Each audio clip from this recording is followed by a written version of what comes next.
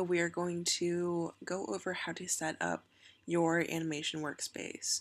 So the first thing we're going to do is click on Photoshop and open it. So what you're going to want to do, excuse me while I reset my workspace, is hit Command N for creating a new file or new document, and something similar to this is going to pop up. So the first thing you're going to do is rename it. I'm just naming it name for the sake of putting in something rather than untitled. Never save any untitled documents.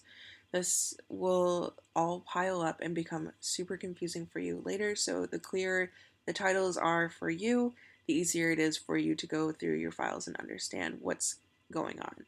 The next thing you're going to do is make sure your measurements are set to pixels. So your width is going to be 1920 and your height is going to be 1080. And your resolution is going to be 300 pixels per inch.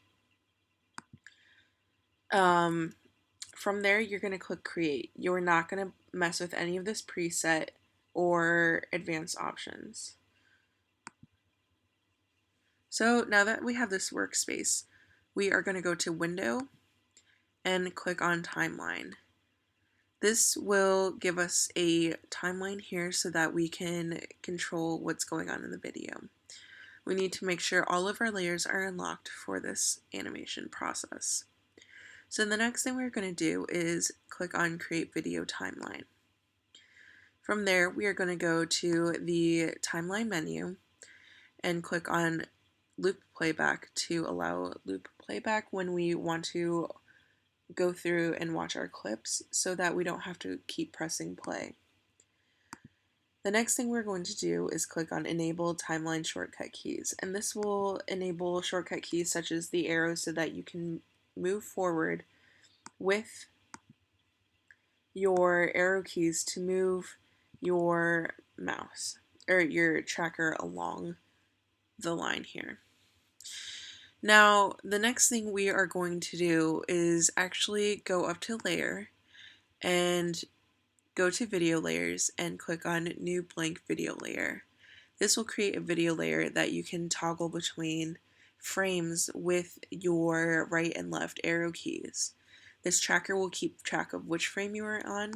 You can, if you zoom in all the way to the front, you can, to the big mountain down here, not to the front, I'm sorry. You can toggle between frames and see which frames. So this is frame 1 frame, 2 frame, 3 frame, 4 frame, 5 frame. That is what the F stands for. When you zoom out like this stands for 1 second, 2 seconds, 3 seconds, 4 seconds, 5 seconds. You can also tell that this is a video layer by the film icon on the video here. So the next thing we want to do from here is click on Set Timeline Frame Rate, or FPS, frames per second. So you can see here that they have a bunch of presets, but we are actually going to type in our own custom frame rate of 8 frames per second. And from there,